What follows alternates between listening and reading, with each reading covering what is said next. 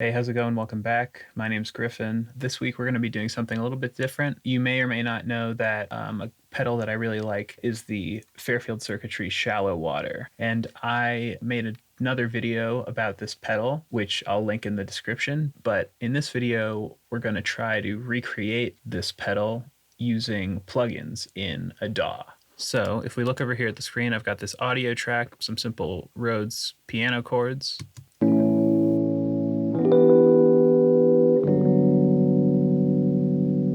So as you can see down here, I've got this audio effect rack called Shallow Water, and this is the plugin version of the pedal that I made. So let's just hear it for a sec.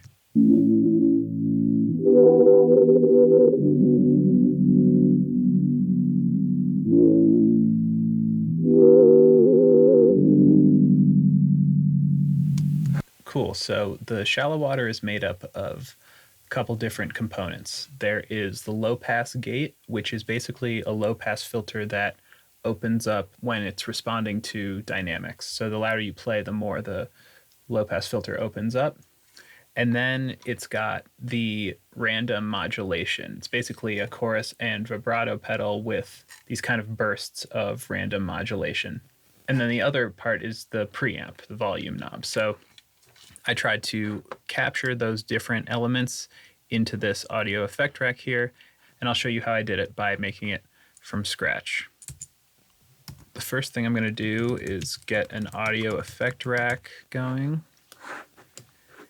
and I'm going to show the macros here. And so each of these macros is going to correspond to a different knob on the pedal. So I'll rename them all. We've got depth, rate, mix, damp, low pass gate, and volume. So in the end, we're going to map plugin parameters to all of these different macros, and those will be our kind of master controls. So first thing we're going to tackle is the low pass gate. And this is incredibly easy to achieve using Soundtoys FilterFreak. You can also do this using the Ableton built-in auto filter plugin, but it's even easier to do with FilterFreak. And we got this low pass filter that responds to dynamics. So all we need to do is just adjust this a little bit, get some resonance. And if you turn the modulation up, it responds to this envelope section. So let's hear it.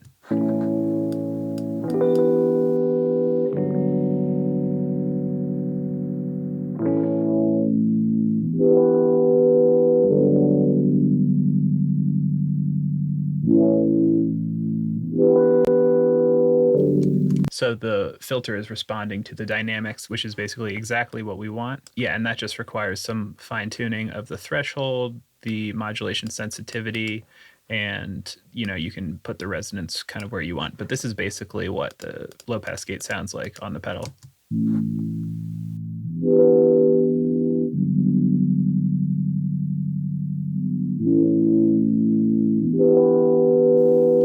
So we're going to map the frequency knob here to be our low pass gate knob. So I'm going to open up FilterFreak, right click on frequency, say map to low pass gate. And now as we adjust that, if this is all the way up, it's all the way open. And then as you move it down, it closes it.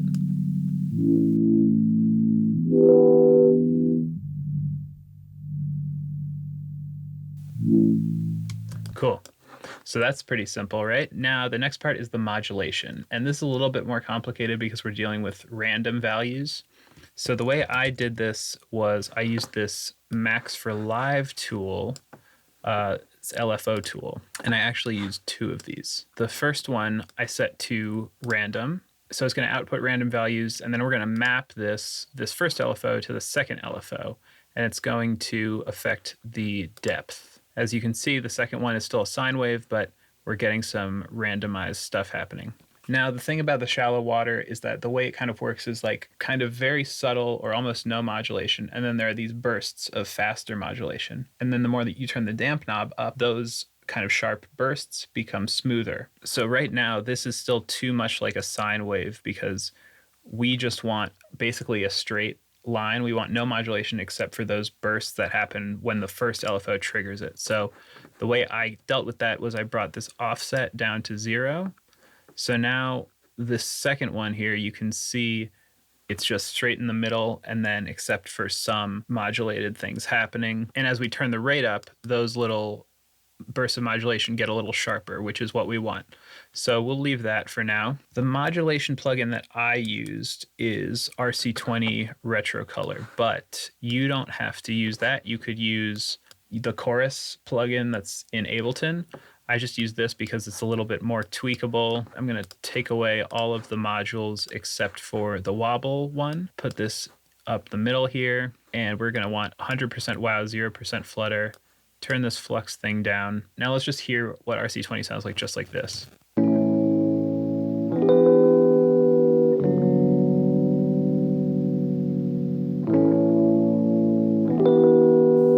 So we're getting this subtle, slow modulation, which is good for our purposes, but we are going to want those kind of bursts of flutteriness, and that's where this LFO comes in. So we are going to open up RC20 here, and we are going to map this second LFO onto the wobble amount. So now you can see the wobble is kind of jittering around, and that is good. So let's listen to that.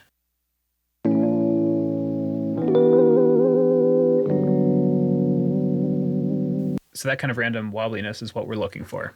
So our mix control here is basically what turns the shallow water from a chorus to a vibrato, or vice versa. And we have this mix control right here on the RC20, so that's what we're going to use. So we'll open RC20 back up, and we want wobble mix. So we will map to mix. And now we can hear what it sounds like more as a chorus.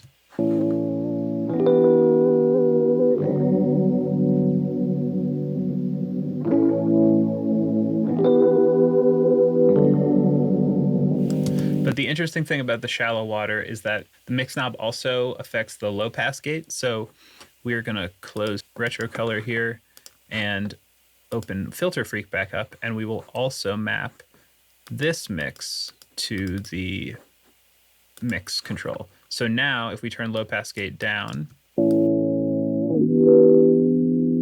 but we also turn mix down,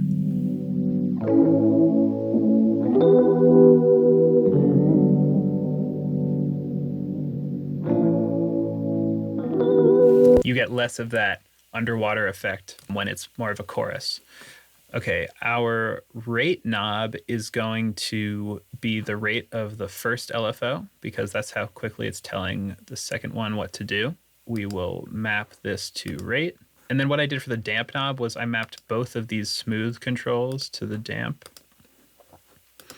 So now if this is all the way up, it gets a lot smoother, but we also have the Retro Color still doing its slow wobble.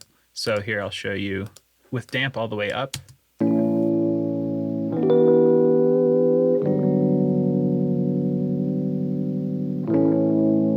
There's still a slow wobble happening, but we also get a little bit of random bursts. And then I'll turn damp down.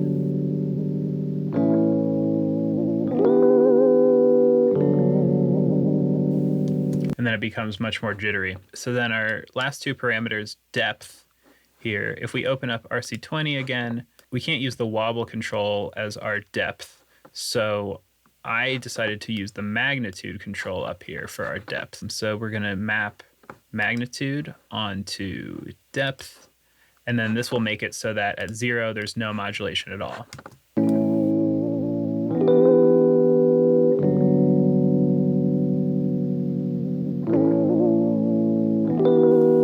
Easy enough. So the only thing left is volume, and this is just useful because you might want to compensate for the low pass gate. And we're just going to use the utility thing here. If you wanted to get really involved with it, you could add some sort of distortion plugin to make it more like a JFET preamp. But for now, we're just going to use the utility plugin and map gain to our volume control. So there you go. Now we have all 6 controls of the shallow water. Let's just hear it again.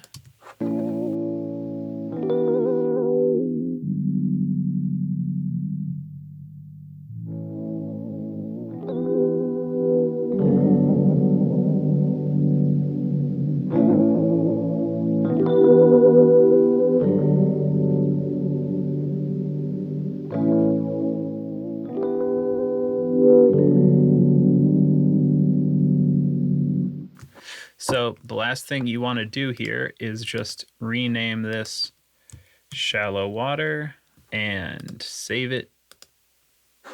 I already have one here, but it's okay. And yeah, that's pretty much what I did to remake the Shallow Water. I will do a shootout now between the plugin version and the real pedal.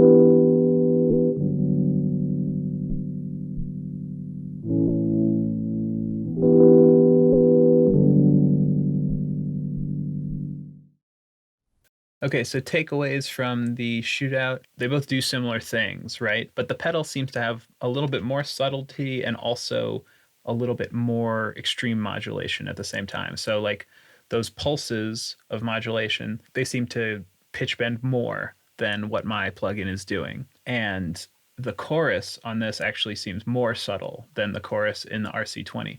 So there are a lot more things that I could tweak, but feel like this is a good jumping off point if you quickly need some sort of random chorus vibrato in your DAW. Thanks so much for watching, and let me know if you like this style of video. I hope to do more like this, and I'll see you in the next one.